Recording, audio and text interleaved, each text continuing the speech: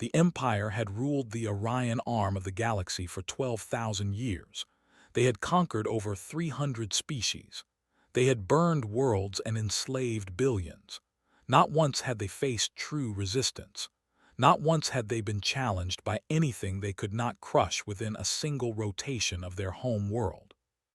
When their long-range scanners detected Earth, they saw what they expected to see: a small blue planet, primitive technology, nuclear weapons that amused their generals, chemical rockets that made their engineers laugh. The humans had not even left their own solar system. They were nothing. They were insects waiting to be stepped on. High Commander ordered the attack fleet to jump to the Sol system. 300 warships emerged from hyperspace above Earth on a quiet Tuesday morning. They did not send warnings. They did not demand surrender. They did not negotiate with lesser species. They simply began the bombardment. Plasma bombs fell on every major city. New York vanished in white fire. Tokyo burned. London crumbled. Moscow became a crater. Beijing disappeared under a cloud of ash that blocked out the sun. In the first hour, 2 billion humans died. In the second hour, another billion followed them into the darkness. They watched from their command ships and felt nothing but satisfaction. This was how it always went. The lesser species would panic. They would run. They would hide in holes and caves until the ground troops landed to collect them for the slave markets. It was the natural order of things. But something strange happened on Earth that day, something they had never witnessed before. The humans did not panic. They did not run. They did not hide. They got angry. Deep beneath the Rocky Mountains, in a bunker built to survive nuclear war, the remaining leaders of humanity gathered around a single table. The President of the United States had ash in her hair. The Prime Minister of Britain had blood on his hands from pulling survivors from rubble. The Chancellor of Germany had lost his entire family in the first strike. They were broken. They were wounded. They were mourning. But they were not defeated. General Stone stood before them with a file that had been classified for 60 years. The file was called Project Prometheus. It contained technology that no government had ever admitted existed. Technology recovered from crash sites. Technology stolen from alien visitors who had come to Earth in secret. Technology that humanity had spent decades studying, copying, and improving. The humans had known they were not alone in the universe. They had prepared for this day, not because they wanted war, but because they understood something fundamental about the nature of survival. The universe was dark and cold and full of predators, and prey that did not prepare would become extinct. Within hours, secret facilities around the world activated. Hidden factories began producing weapons that they could not have imagined. Ships that had been built in underground hangars for generations began powering up their engines. Soldiers who had trained in secret programs for their entire lives received the call they had always expected. Humanity was going to war. The ground forces landed 3 days after the bombardment. They expected to find scattered survivors begging for mercy. Instead, they found resistance that made no sense to their tactical computers.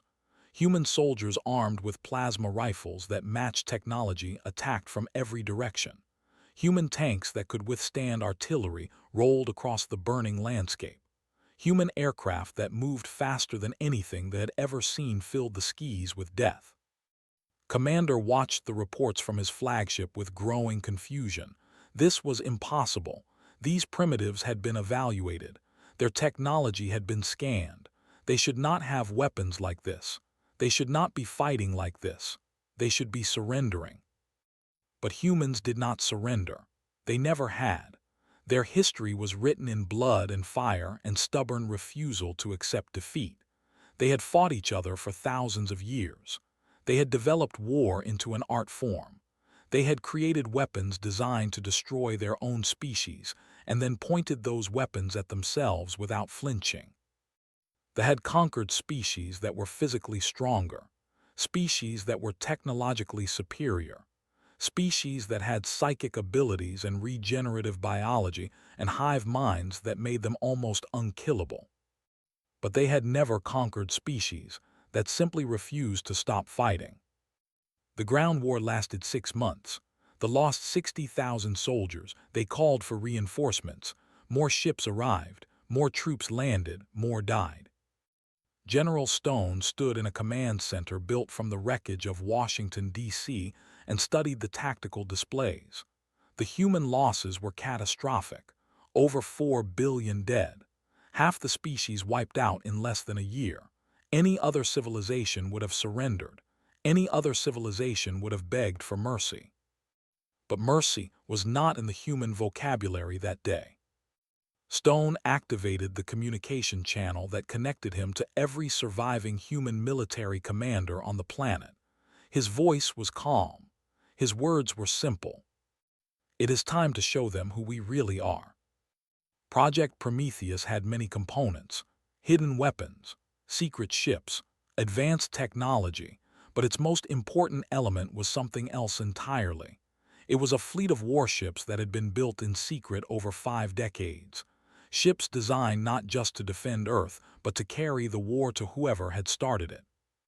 1,000 human warships rose from hidden bases across the planet. They punched through the blockade with weapons that burned hotter than stars. They jumped to hyperspace using drives that the thought were theoretical impossibilities. They vanished into the darkness between stars. Commander received the reports with growing terror. The human ships were not retreating. They were not running away. They were heading toward space. They were heading toward The Empire sent everything they had to stop them. 5,000 warships formed a defensive line around their territory. They outnumbered the humans 5-1. They had more experience. They had better armor. They had the advantage of defending their own space. None of it mattered. The human commanders had studied tactics for decades. They had analyzed every battle they had ever fought. They had found the weaknesses that they did not know they had. They exploited those weaknesses without mercy or hesitation. The Battle of the Gate lasted 17 hours. When it was over, 3,000 ships were debris floating in the void. The human fleet had lost 400 vessels. The survivors did not stop to mourn. They did not pause to celebrate. They jumped to hyperspace and continued their advance. Planet after planet fell to the human assault. They had conquered 300 species over 12,000 years. Humanity liberated them in 18 months. Former slave worlds rose up against their masters. Species that had been broken and defeated for suddenly found hope again. The galaxy watched in astonishment as the youngest spacefaring species in the region became its most terrifying force. Commander retreated with the last of his fleet. He prepared for a final stand. He gave speeches about glory and sacrifice and the eternal nature of the Empire. His people believed him because they had no other choice. The human fleet arrived on a clear morning when 2 suns hung in the sky. 1,000 ships filled the horizon. They blotted out the light. They cast shadows across cities that had stood for thousands of years. General Stone sent a single message His face appeared on every screen. His voice echoed from every speaker. They saw the face of a human for the first time, and they understood why their empire was ending. Stone did not threaten. He did not boast. He simply stated facts. They had bombed Earth without warning. They had killed 4 billion innocent people. They had destroyed cities that had taken centuries to build. They had murdered children and elders and everyone in between. Humanity had come to deliver the response. Stone gave the 1 hour to surrender. He told them that if they laid down their weapons, their civilian population would be spared.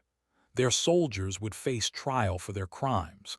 Their species would survive, but their empire would end. They refused. They were too proud. They had ruled for too long. They could not imagine a universe where they were not the masters. The bombardment of the lasted 3 days. Human weapons fell from the sky like rain. Cities that had stood for 10,000 years became dust. Military installations vanished in nuclear fire. The great monuments of the empire crumbled and fell. But Stone kept his word. The civilian areas were left untouched. The humans did not murder the innocent to punish the guilty. They were not they were something else entirely. When the dust settled, the empire was gone. Their military was destroyed. Their colonies were liberated. Their leadership was dead or captured. 12,000 years of conquest ended in less than 2 years, shattered by a species they had considered insects. The galaxy held its breath and waited to see what humanity would do next. They had proven themselves as warriors. They had demonstrated power beyond anything the younger species had ever witnessed. Would they become the new conquerors? Would they take this place as the rulers of the Orion Arm? General Stone stood before the representatives of 300 liberated species and gave humanity's answer. His words were broadcast across the galaxy. They were translated into 1,000 languages. They were recorded for all of history to remember. Humanity did not want an empire. Humanity did not want slaves. Humanity wanted something far simpler. They wanted to live in peace. They wanted to explore the stars. They wanted to trade and learn and grow alongside their neighbors. But they also wanted the galaxy to understand something important. Earth had been attacked without provocation. Billions had died, and humanity had responded not with surrender but with the complete destruction of their attackers. Anyone who thought about repeating this mistake should remember what happened next. Stone paused and looked directly into the camera. His eyes were cold and hard and ancient with grief. "We did not ask for this war," he said, "but we finished it. Humanity prefers peace. We dream of exploration and cooperation and friendship among the stars. But touch our home, hurt our people, and you will learn what we are truly capable of. We are not cruel, but we are not gentle. Cross us at your own risk." The message spread across the galaxy like wildfire. Species that had considered invading human space quietly abandoned their plans. Empires that had thought themselves untouchable suddenly felt very vulnerable. The universe was vast and full of dangers, but there was one species that everyone agreed should never be provoked. Earth rebuilt itself over the following decades. The scars of the bombardment faded but never disappeared. Memorials stood in every city, honoring the billions who had died. And humanity continued to reach for the stars, driven by curiosity and hope, and the stubborn refusal to accept limits. But they also remembered. They always remembered. The first rule of galactic politics became simple: do not bomb Earth. The response will be anything but gentle.